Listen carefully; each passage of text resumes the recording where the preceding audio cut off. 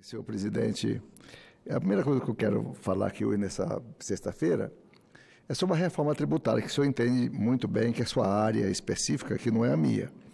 Eu estou preocupado com ela porque tem 3 propostas. Uma proposta na Câmara, do deputado Baleia Rossi, que tem um relator. Aqui tem a reforma do Rauli, que já tem um relator. E tem a proposta do governo, que ainda não chegou aqui. Então, a gente não sabe. Quem tem 3, não tem nenhuma. Então, isso é muito perigoso, que é uma reforma extremamente esperada pelo empresariado brasileiro. É uma reforma que vai, no curto prazo, dar resultado, embora a sua implantação ocorra entre 10 ou 15 ou 20 anos, é gradativa até para a questão educativa da população, mas não pode ficar assim. Eu até queria conclamar os 2 presidentes, tanto o nosso aqui, o Davi Alcolumbre, quanto o Rodrigo Maia, para conversar essa semana que vem e resolver essa situação. Não é? Tem que jogar uma só, ou começa pelo Senado, ou começa pela Câmara, uma só. Consolida a proposta do Rauli com a proposta do menino, do Bernardo Api, e arruma essa situação, vê o que o governo quer, com o ministro Paulo Guedes, e ele consolida essa reforma, tirando daqui, tirando ali, rápido, um relator só. Né? Como a comissão especial faz ou aqui ou lá, eu acho que devia começar pelo Senado. E começar por aqui, porque aqui é uma reforma tributária que interessa a federação, interessa aos estados, interessa aos municípios, então o tema deve ser debatido aqui primeiro e, posteriormente, ser encaminhado para o próprio relator que está lá, o relatório que ele vai apreciar, vai mexer daqui, mexer dali e acomodar. Mas a reforma tributária, eu espero que a gente consiga aprovar, senador Exalci, até maio, junho do ano que vem. Não dá mais para o Brasil ficar conduzindo uma reforma tributária tão nociva, tão difícil, tão complexa, tão cara, que é a questão tributária brasileira, que realmente dificulta muito a vida do empresariado brasileiro. Do outro lado, eu queria entrar em outros assuntos menores, porque, por exemplo, eu sempre valorizo muito a questão municipal, esse pacto federativo, um acordo entre os entes, a União Federal. O que é a União Federal? O que é o governo federal? É um gerentão do Brasil. O presidente é um baita de um gerente dos estados e dos municípios, não é? Que ele tem que fazer, é um maestro. Ele tem que ficar ali gesticulando a sintonia perfeita da música nacional, não é? Então, o presidente tem que ver que a operação da federação acontece lá no município, lá que está realmente o prefeito diante do povo para administrar as suas necessidades. Então, é isso que eu vejo que a gente tem que fazer o mais rápido possível para evitar. Eu fico com pena dos prefeitos e dos vereadores. É muito triste. Em certos momentos, agora de outubro até o mês de dezembro, é uma peregrinação, a romaria de prefeitos e vereadores, aqui para os próprios governadores, para influenciar o orçamento e buscar os recursos necessários para que os prefeitos possam trabalhar. Isso tem gastos, tem diárias, tem viagem, tem carro que desloca de 3 mil quilômetros para cá. É muito difícil. Então, nós temos que resolver essa questão federativa, que é muito importante. E o que eu vejo, a crueldade, senhor presidente, sei que é da sua área, a sua especialidade, tem municípios que entram nesse bendito cadinho ou calque, né, que eles ficam inadimplentes. Em outras palavras, o município fica sujo, o nome do município sujo, como fosse assim um SPC. Quando você deve prestações e não paga, você fica sujo na praça. E tem municípios que ficam sujos assim por besteira. Coisinhas de 20 anos atrás, de 15 anos atrás, uma prestação de conta, uma coisinha daqui, uma coisinha dali. E isso é muito cruel. Eu acho que nós temos que acabar com isso. Isso é besteira. Como é que o município a sua população vai ficar sacrificada por causa de uma prestação de contas? Vai lá, o Tribunal de Contas tem que descer desse pedestal e os Tribunais de Contas dos Estados ir lá ajudar o prefeito a sair, porque ele não tem técnico. Os prefeitos não têm contadores qualificadíssimos, embora lá o esforço seja grande. Mas tem município que não tem dinheiro para pagar um procurador. Tem muitos municípios que não tem procurador para dar um parecer. E esse próprio prefeito, que às vezes é da área rural, que é um comerciante, que é um motorista de caminhão, ele é esse prefeito, como é que ele vai saber de gestão pública exata? Não tem como. Ele vai assinar papel sem ler. E ele não sabe interpretar aquilo, e acontece esses desastres aí de prisão de prefeito, de tudo aquilo lá, que é de boa fé, não assinou porque não sabe. Então, essa questão de calque, cadinho, nós devemos acabar com isso. Isso tem que ser relativizado, a gente não pode punir a população. Eu vou dar um exemplo para o senhor aqui, de uma escola lá da minha cidade, de Ariquemes, a escola Ireno Berticelli. Ela ficou, acho que 3 anos, 4 anos, sem receber recurso do FNDE. Quer dizer que os alunos estavam lá, mas não recebiam os repasses direto à escola. Faltava dinheiro, ele não tinha dinheiro. O prefeito tinha que arrumar dinheiro próprio do seu caixa para cobrir aquilo que era repasse obrigatório, fundo a fundo, e que não ia por causa de uma papeladinha. Papeladinha que não tinha, e a escola lá, os alunos cada vez mais definhando, faltando o essencial. Tem uma escolinha de um distrito, eu visito muita escola, distrito de Iata, lá no Guajará-Mirim. Ela também está penalizada, ela está nesse martírio, não é? Há muito tempo, essa escola do distrito, a área rural, também por causa de pequenas prestações de contas, a escola não está recebendo recurso. E ela está assim, mal gerida, está feia a escola, faltando coisinhas elementares. Então, a gente precisa resolver essa situação. Mas quem está na mídia, a mídia nacional e internacional, esses dias, é a Amazônia. A Amazônia virou, assim, um auê danado. Aqui você pode abrir qualquer jornal aí, do meio-dia, da manhã, da noite, e até estrangeiro está lá, a Amazônia, e o fogo, e o desmatamento, e a grilagem de terra, tudo isso aí. E tudo isso é verdadeiro, senhor presidente. Mas tem solução. Tem solução. Não é essa solução agora, paliativa, esse curativozinho com band-aid, que vai lá e faz um curativozinho para calar a boca da imprensa, calar a boca de todo mundo, e ano que vem repete. Tem solução. Tem solução se o governo federal ouvir os governadores da Amazônia, ouvir os secretários estaduais de meio ambiente, as ONGs, que parece que virou um palavrão. Falar em ONGs hoje, parece que está falando no Satanás, não é?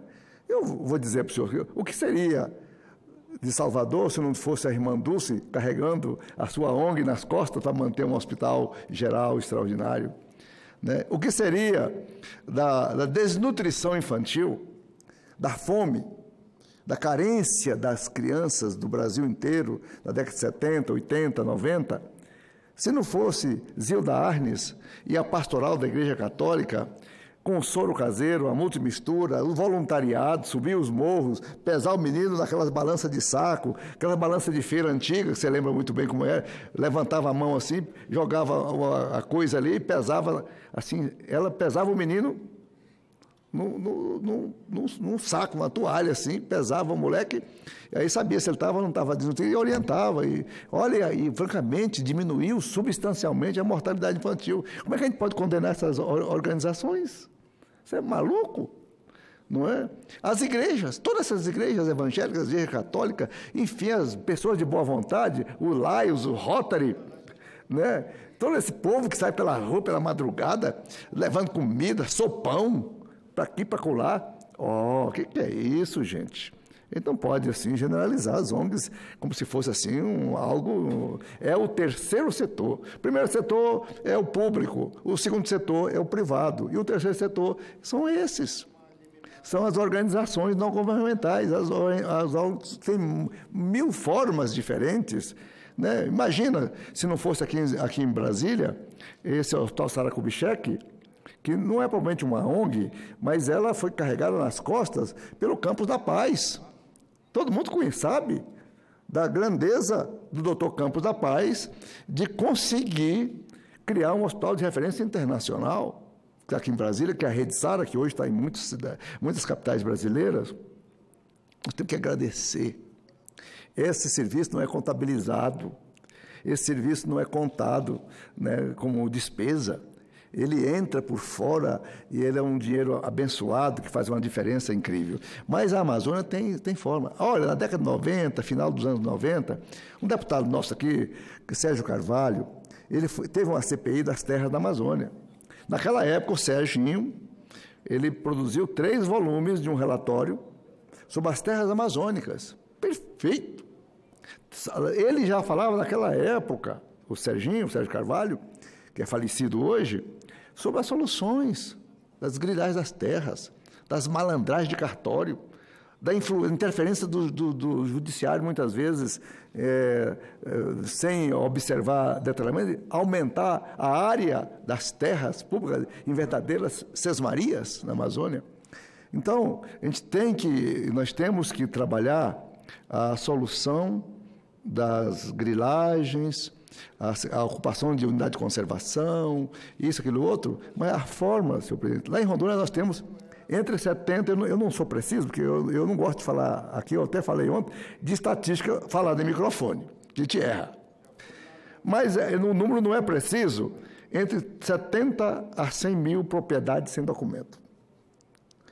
Olha bem, 70 mil a 100 mil propriedades sem documento, esse é o primeiro dever do governo federal, que é a regularização fundiária, dar documento a essas pessoas, fazer um grande mutirão com estados e municípios, estabelecer uma data de 5 anos, 10 anos, para resolver efetivamente a situação da irregularidade da posse da terra. Só com isso, a gente cresce, enriquece a Amazônia bastante, aumenta o crédito, dá segurança a essas famílias que estão, muitas delas, há 20, 30 anos, num sítio sem documento. Isso é realmente muito triste e que precisa ser resolvido. O terceiro assunto, que para resolver esse problema de queimadas e tudo mais, os novos modelos de reforma agrária.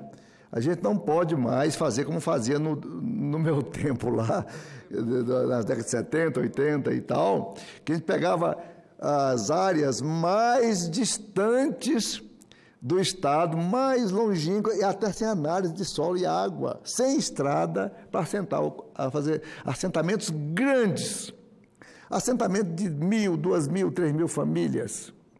Mas o cara levava aquela trouxa de roupa, aquela carga nas costas, no jumento, no burro, no cavalo, e carregando aquilo com uma penúria incrível, um calvário,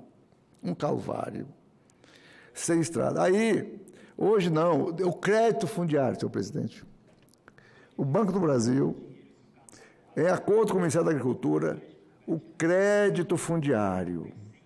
O crédito fundiário é um financiamento de 20 anos. Para aquela pessoa que quer realmente a posse, ele paga um juro pequeno. Normalmente eles pagam com 5 anos. Com 5 anos. Você pega uma fazenda, tem muita viúva, tem muita gente que já ficou velha, que não dá mais para tocar fazenda, quer vender. Qualquer lugar tem. Em Goiás tem, aqui na região de Brasília tem.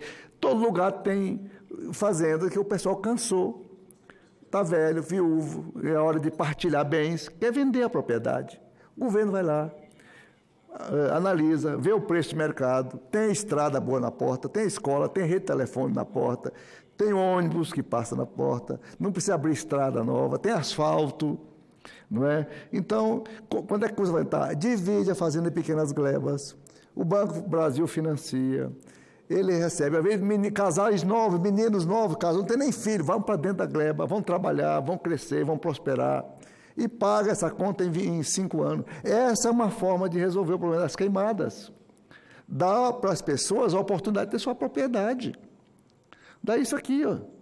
Agora, o crime de ocupação de áreas, né, na marra, de furto de madeira, de minério, isso aí é da esfera do judiciário, da Polícia Federal, não é comigo. Isso é diferente. Né? Isso é extremamente importante. Outro lado são as unidades de conservação estaduais. O senhor sabia que a grande maioria das unidades de conservação da Amazônia não estão... É lei estadual, mas a terra não é do Estado. Não pode ser regularizada. E elas estão ocupadas há 15, 20 anos. A unidade de conservação está ocupada, está cheia de vaca, de bezerro, de café, de tudo ali dentro. E é a unidade de conservação. É uma APA, é alguma coisa. Como é que resolve isso? Transferindo para o Estado até a unidade de conservação. Toma conta, governador, do que é seu. Aí a gente entra nessa unidade de conservação e conversa com o pessoal, para poder documentar eles. Eles estão errados, eles nunca vão ter documentos. Como é que a gente faz? Chega lá, cria. Nós temos, por exemplo, o cacau pode ser plantado numa unidade de conservação como reflorestamento no meio do gado. Você pode conviver, plantios alternativos de consórcios, rendosos, o café, o pasto, a vaquinha, tudo está lá. E a pessoa recebe o documento. É só fazer um plano florestal combinado entre setor produtivo e um reflorestamento rendoso, o cacau. O cacau é fantástico. Um pé de cacau bem cuidado, 40 anos produzindo. Você veja bem, o cara cria uma família com 500 pés de cacau, bem cuidado. E o cacau no mundo, vai lá na Bélgica, vai lá na Alemanha, que são produtos os melhores chocolates do mundo, vai na Suíça, o chocolate bonito, gostoso, cheio de enfeite, caríssimo, caríssimo. Você vê aí as lojas no shopping de cacau, é sempre movimentada. Cacau, o mundo precisa de muito cacau. E é uma árvore, uma planta perenizada, produtiva, enriquecedora, que dá para ajudar. Nós já dominamos a doença no Estado, a gente convive com ela. Eu sou um ser humano, mas posso ter aqui uma frieira, eu posso ter aqui uma gastrite, né? Posso pegar uma virose, mas eu convivo com ela, daqui a pouco estou bom. Não é mesmo? Assim é uma árvore. Nós tínhamos lá a vassoura de bruxa, hoje está recuperada. Nossos valorosos técnicos da CEPLAC, eles já conseguiram clones tolerantes. Isso é extremamente importante. Então, senhor presidente, o meu tempo está chegando ao fim. E a gente tem de buscar recursos, né, para isso tudo. Mas não é muito dinheiro, o banco está aí para financiar, não é? A transferência para lá, o INCRA, coloca no orçamento da União todo ano um dinheirinho para poder regularizar essas terras já existentes, essas posses antigas dessa região, deixando até para os municípios fazer reforma agrária. Isso é extremamente importante. Aí fala assim, mas não tem dinheiro, não tem dinheiro. Eu fico preocupado assim, nós temos a reforma da Previdência, nós vamos fazer o ajuste fiscal, se Deus quiser, vamos fazer o ajuste fiscal brasileiro, dentro de 4, 5 anos vai ajustar as contas. Né? E o que virá depois do ajuste fiscal? O que é que nós vamos oferecer para o povo depois do arroxo? O que é que eu vou falar assim? Gente, eu estou votando assim, eu fui eleito pelo povo, eu estou votando assim para a gente ajustar a conta, mas vocês vão ter isso depois bem melhor. Educação, saúde, vão ter o documento de sua terra, vai ter, então a gente vai ter dinheiro para arrumar suas estradas. O que é que nós vamos oferecer? O que é que vem depois das reformas? O que é que vem depois para a gente não ficar tão manjado com nossos votos aqui? Então, realmente, essa pergunta é muito difícil, que o governo tem que clarear. O próprio Paulo Guedes tem que falar assim, olha, nós vamos fazer essa reforma, a gente vai ajustar, mas depois vamos ter dinheiro para os estados, vamos aumentar o dinheiro para os municípios, vamos resolver esse problema da Amazônia, vamos acabar de reduzir esse desmatamento, vamos reduzir esse fogo na Amazônia e vamos melhorar a nossa imagem. E os municípios que mais preservarem, nós vamos arrumar um dinheirinho a mais para ele. Né? Porque não pode deixar o município inteiro de floresta com a fome, a miséria e o atraso. A gente tem que ter uma compensação. E essa compensação existe, nós temos dinheiro demais aqui nesses fundos. Você sabe, você é homem de orçamento. Sabe que nós temos aí em torno de 350 bilhões estocados de fundos imexíveis, que esse fundo virou parece que uma rocha. Ninguém tira do lugar, virou uma pedreira. Esses fundos viram uma coisa diabólica, inexplicável, não é? São fundo, tem fundo do fundo, subfundo, e certo é que a coisa... e acaba aí ficar com cheque sem fundo. E tem dinheiro, gente, tem dinheiro para arrumar presídio, mas está guardado, está estocado debaixo de uma laje, de um concreto armado. terrível. Então, a coisa é assim, o governo cria o fundo com um objetivo e o dinheiro não sai. O dinheiro fica travado. Que fundo é esse? Para que isso? Para que simbolismo é esse? Então, isso é para enganação. Tem o fundo aí, o FUSC é para a internet, para o Brasil inteiro, para as escolas. Cadê? Cadê os computadores na escola? Cadê a internet na roça? Cadê? E o dinheiro está aí sobrando. É 40 bilhões guardado por aí. Então, essa bagunça de fundo, tem que dar um choque nessa coisa, um choque elétrico nesse povo, para ver se eles despertam para a realidade brasileira. Porque o recurso existe, está aí, em fundos, todo mundo contribuindo. Assim, senhor presidente, estou satisfeito. Muito obrigado.